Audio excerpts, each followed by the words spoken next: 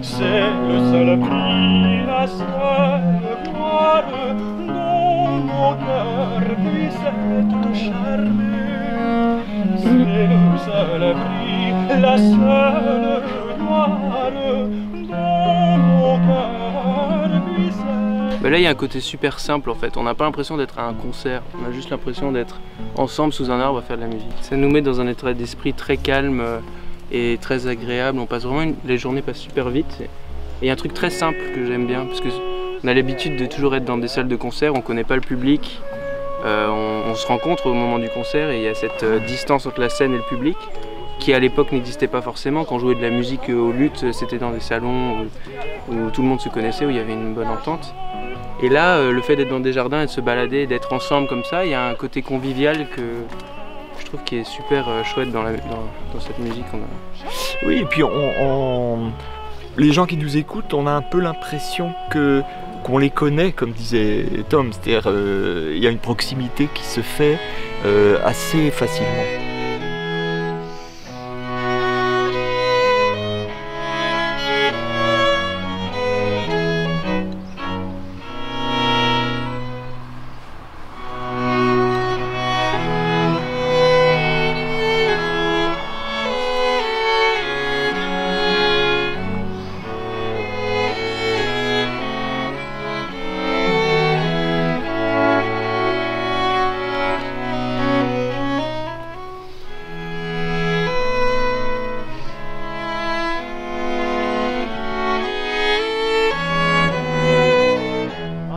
My friends to come and see an octopus is garden with me.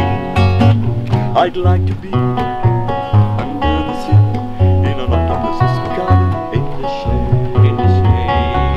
I'd like to be under the trees in William Christie's garden. Là, on a essayé des choses, c'est-à-dire qu'il y a une petite prise de risque, comment dire, des fois, les impros, ça peut être raté. Mais qui est là pour dire que c'est raté ou c'est pas raté finalement et à partir du moment où on prend le risque et où on essaye, c'est jamais raté. Mais voilà, c'est aux gens de le dire en fait. Si ça marche ou pas, mais apparemment ça marche. Et il y a un élément de jazz dans la musique baroque parce qu'il y a beaucoup de moments où il faut mettre les ornements et ces ornements viennent dans le moment. Et donc il faut être capable de s'imaginer, d'inventer la musique dans le moment. Et ce moment est de prendre les musiciens et les instruments baroques et d'aller un tout petit peu plus loin avec cette idée. Et de faire le lien entre une musique très contemporaine et la musique baroque.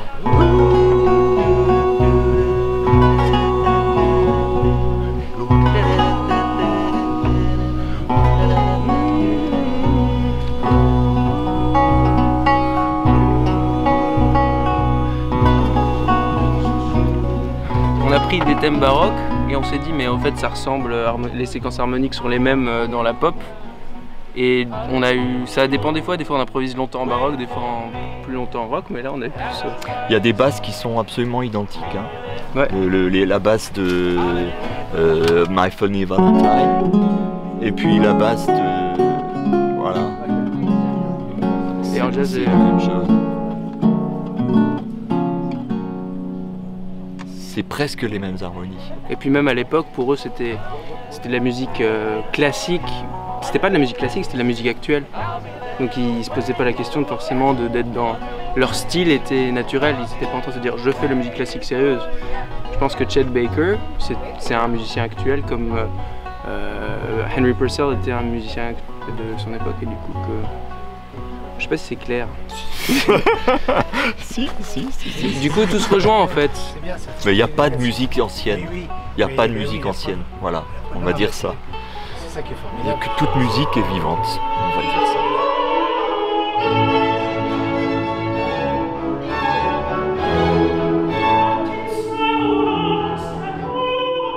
Je suis plutôt responsable pour les concerts qui se passent dans l'église et William plutôt pour les concerts qui se passent dans le miroir d'eau. Donc ça c'est les deux pôles de notre festival. Donc il y a des concerts tous les soirs dans l'église et les deux grands week-ends il y a les concerts sur le miroir d'eau. Donc ça on décide très vite. On décide d'abord les concerts sur le miroir d'eau et puis en réflexion des artistes qui seront présents, on fixe les concerts dans l'église. Mais puis, il y a toutes les après-midi. Et ça, c'est tout simplement une invitation aux chanteurs qui viennent au festival. On les met en contact l'un avec l'autre et on dit on a besoin d'un tel nombre de programmes avec 2, 3, 4 musiciens, 4 chanteurs sur un thème ou un autre thème. Ou, voilà. Et souvent ils prennent le jardin comme thème. Et ça c'est eux. Et donc après on se trouve avec une grande collection de programmes et on essaie de programmer les après-midi pour que ça soit très varié et pas trop fatigant pour tout le monde. Donc c'est trois choses qui se rassemblent petit à petit.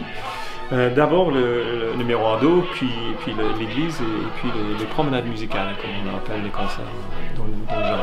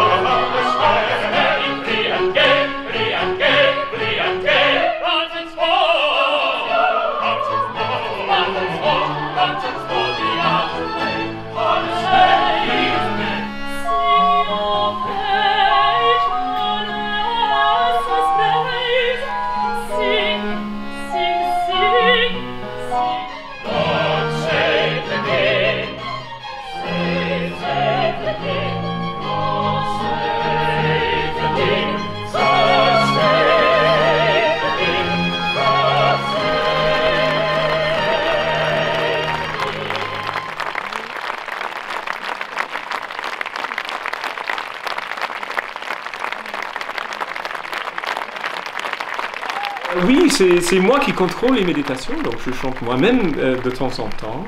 Mais sinon, j'invite souvent des gens qui sont réguliers dans le chœur, ou sinon les solistes qui sont là pour chanter les concerts, soit sur le miroir d'eau, ou soit ailleurs. Mais l'acoustique est magnifique. Et il y a un grand avantage que l'église n'est pas gigantesque. C'est parce qu'on peut faire les choses d'une très grande intimité. On peut parler, on peut même chuchoter dans la musique.